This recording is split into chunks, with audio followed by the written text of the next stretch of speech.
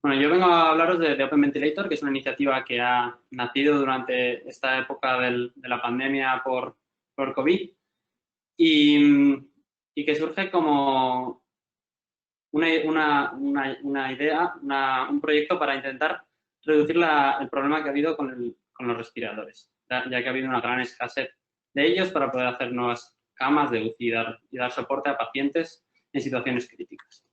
Como ya sabéis, a principios de marzo empezamos todos a conocer sobre este nuevo microorganismo y empezamos a ver cómo la demanda y la presión que había sobre el sistema sanitario español cada vez era mayor. Había un crecimiento exponencial, no solo de la demanda de atención de los pacientes en urgencias, sino también en plantas de hospitalización y en unidades de críticos. De hecho, este aumento fue tal que hubo situaciones o momentos en los que nos planteamos que podía superar nuestra capacidad de reacción como sistema sanitario y de ahí surgieron el gran número de medidas con el fin de aplanar la curva, frenar la curva, etcétera. Por otro lado, también, desde dirección médica de los diferentes hospitales, hubo una gran redistribución de recursos con el fin de poder dar soporte a esta pandemia. Y, bueno, uno de los principales focos de problema, cuellos de botella que había a nivel internacional era la escasez de respiradores, ya que es un aparato de alta tecnología médica y que además exige pues, de un profesional muy entrenado para ello. Nosotros, conforme vimos que la epidemia iba avanzando, nos dimos cuenta que desde el hospital había un gran activo que era pues, personal en formación, que habitualmente, personal formado, perdón, que habitualmente se dedica pues, en el ámbito de la anestesia y reanimación al manejo de los pacientes en quirófano, pero que también están entrenados para llevar cuidados de críticos.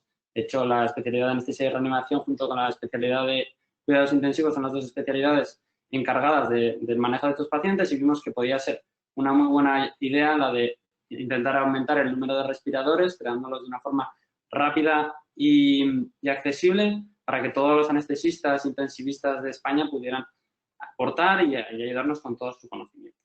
Entonces, a raíz de eso, a mediados de marzo, surge esta iniciativa de la mano de Javier González, yo y otros compañeros del programa de Celera. Celera es un programa de 3 años, es una aceleradora de talento joven, cuyo objetivo es dar formación y acompañarte durante 3 años y en la que se crean una gran cantidad de sinergias, ya que el proceso de selección destila a gente de backgrounds totalmente distintos y con inquietudes y con ganas de aportar a la sociedad. Entonces, nuestra idea era diseñar un respirador automático que ayudase a los pacientes de los hospitales y una vez que empezamos a ganar tracción y a materializar la idea, se nos unieron un montón de instituciones, como fue la Red Juan Carlos, que fue una de las primeras en aportar su granito de arena y nos propuso el poder trasladarnos a trabajar a sus talleres y nos cedió parte de su profesorado también para asesorarnos y ayudarnos. También a título individual, médicos especialistas del Hospital 12 de Octubre, gracias a que bueno, yo trabajo aquí, conseguimos también formar una gran simbiosis a nivel biomédico en el que había una gran representación médica y una gran representación desde el punto de vista de la ingeniería. Por lo tanto, conforme íbamos avanzando, obviamente, ahora os contaré un poquito más, pero cuando vas a intubar a un paciente, ese paciente, básicamente tú lo que estás haciendo es respirar por él, ¿no? Entonces, de cara al diseño del dispositivo, lo prioritario y fundamental era que fuera seguro. Y una vez que ya habíamos controlado y asegurado dicha precisión, empezamos a pensar en cómo hacerlo más accesible y cómo acelerar su velocidad de producción. Para ello, nos basamos en adaptar dispositivos que ya están en los hospitales, porque así iba a ser mucho más fácil no solo el hecho de que la velocidad de desarrollo iba a ser más rápida, sino que eres capaz de evitar una serie de controles que hay que pasar para todos los materiales biomédicos, que estos obviamente pues ya lo habían pasado y aceptado. Y luego, por otro lado, con el fin de reducir la velocidad de producción, redujimos el número de piezas al mínimo y evitamos el uso de piezas 3D, ya que su comercialización en el ámbito biosanitario es muy compleja por el hecho de que asegurar la reproducibilidad de tu diseño es más difícil. Y finalmente, pues queríamos hacer obviamente todo esto dentro de un precio razonable y accesible no solo a países occidentales, sino también a países en vías de desarrollo. Pero bueno, antes de seguir, quería comentaros un poquillo lo que supone eso, intubar a una persona. Cuando intubas a una persona, lo que estás haciendo es hacer que esa máquina, que una máquina respire por él. Para ello, le colocas un tubo dentro de la tráquea y generalmente la anestesia se basa en la ventilación mecánica se basa en 3 principios. Sedación, es decir, disminución del nivel de conciencia del enfermo. Muchas veces esto lo hace la propia patología, ejemplo, un coma, y otras veces lo tienes que hacer tú con medidas farmacológicas. En segundo lugar, es el control del dolor mediante analgésicos potentes y finalmente, y no en todos los casos, se procede a una relajación muscular. ¿Para qué? Para que cuando tú vayas a insuflar el aire te encuentres con menos resistencia. Básicamente lo que haces es paralizarle el cuerpo al paciente, lo que pasa es que como está dormido no es consciente de ello.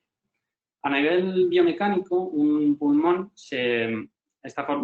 la unidad funcional del pulmón está formada por alveolos, que son saquitos pequeños que se llenan de aire conforme respiramos.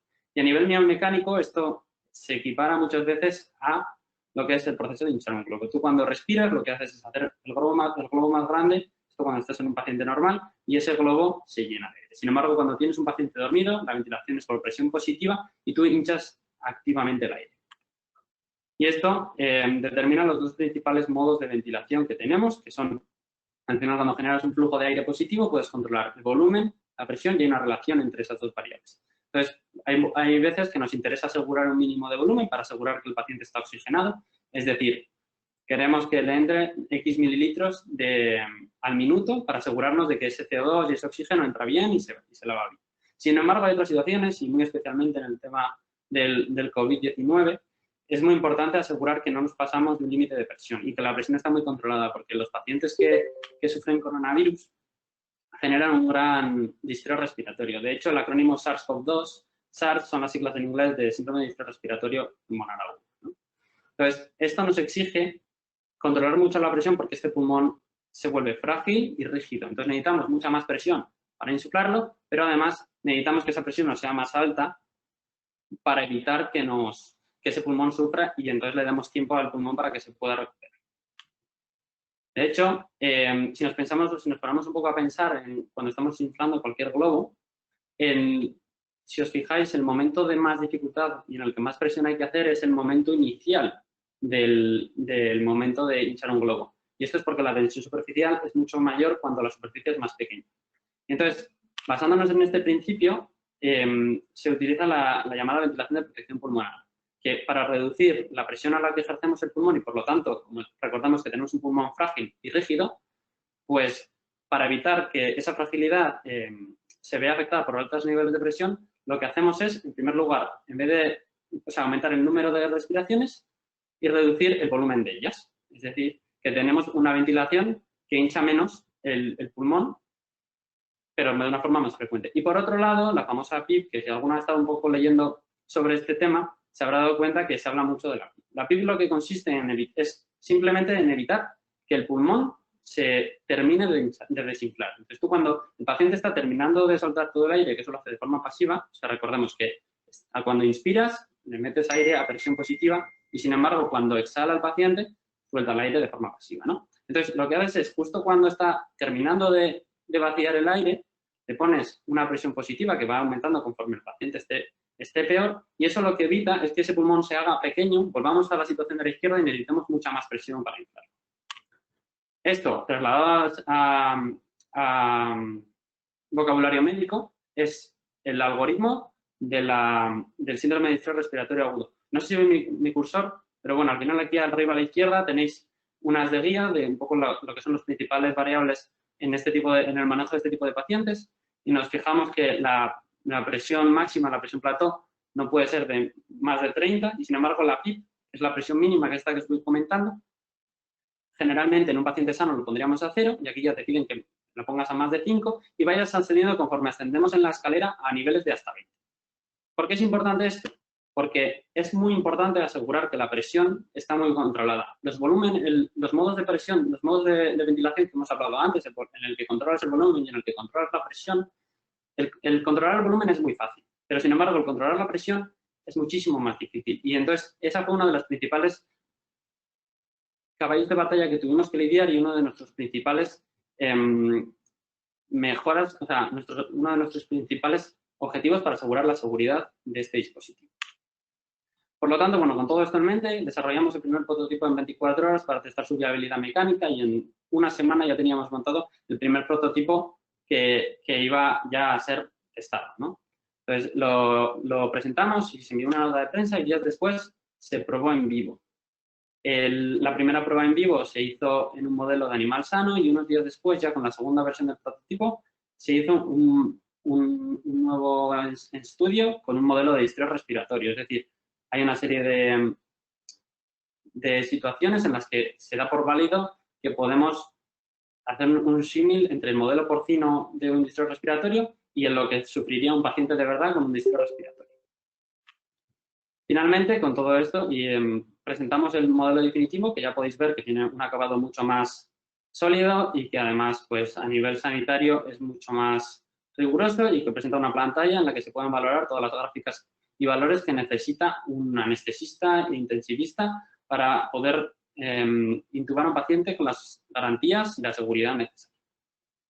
Además, contaba con un sistema de alarmas y una seta de seguridad en el caso de que fuera necesario por si hubiera algún problema. Con todo esto, y a modo de resumen, pues al final lo que teníamos era un control muy bueno de la presión, gracias al sistema de Omron, que Omron fue otro de las empresas que más nos ayudaron desde el principio, ya que se basa en un servomotor que va regulando el par según nos vamos acercando a la presión que necesitamos alcanzar. Y luego, por otro lado, bueno, asegurábamos los distintos modos de ventilación, tanto por presión como por volumen. Y finalmente, pues eso, lo que hemos comentado, ¿no? El control de la PIP, el control de la relación de los tiempos de inspiración y expiración, que es otra de las variables que también es más fácil de programar, pero que también es muy importante en los pacientes que tenemos en un síndrome de distrés respiratorio agudo complejo. Y luego, obviamente, frecuencia respiratoria, volumen respiratorio y concentración de oxígeno, que son variables que también hace falta controlar para poder intubar con una seguridad a los pacientes. Con todo ello, a las 2 semanas y poco del proyecto, pues enviamos nuestra solicitud para el uso del dispositivo a la Agencia Española del Medicamento y fue aprobado para uso compasivo dentro de un ensayo clínico. La traducción de esto es que una vez que un paciente había sido rechazado por la UBI, porque, como sabéis, los criterios de inclusión de cuidados intensivos cada vez estaban siendo más estrictos, dada la menor oferta que había y también la gran complejidad de estos pacientes, se nos daba la posibilidad de utilizar este dispositivo para crear nuevas camas de UBI. Por lo tanto, contactamos con diferentes hospitales y uno de los primeros el primer hospital al que se le entregó un dispositivo fue el Hospital Fundación de Alcorcón. Y entre otros también pues, se encuentra el Hospital Valdez. Y dedicamos las próximas semanas a terminar de explicarles el dispositivo al personal médico y ponerlo a punto para el uso médico y que los facultativos se sintieran cómodos con él. Finalmente, dada la situación actual y que en España el número de camas de UBI la necesidad de camas de UBI ha disminuido completamente, creímos que era mucho más interesante focalizar nuestro enfoque en aquellos sitios donde más se requería. Y ahora mismo estamos hablando con Latinoamérica y han llegado los primeros dispositivos a Ecuador y Perú y en los próximos días seremos capaces de poder ayudar en aquellos lugares.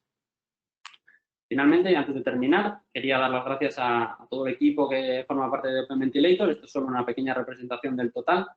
Y a todos los patrocinadores que nos han ayudado durante estos 3 meses, porque sin ellos no hubiera sido posible. Muchas gracias a todos por haber estado aquí y cualquier duda que tengáis, estaré encantado de contestaros.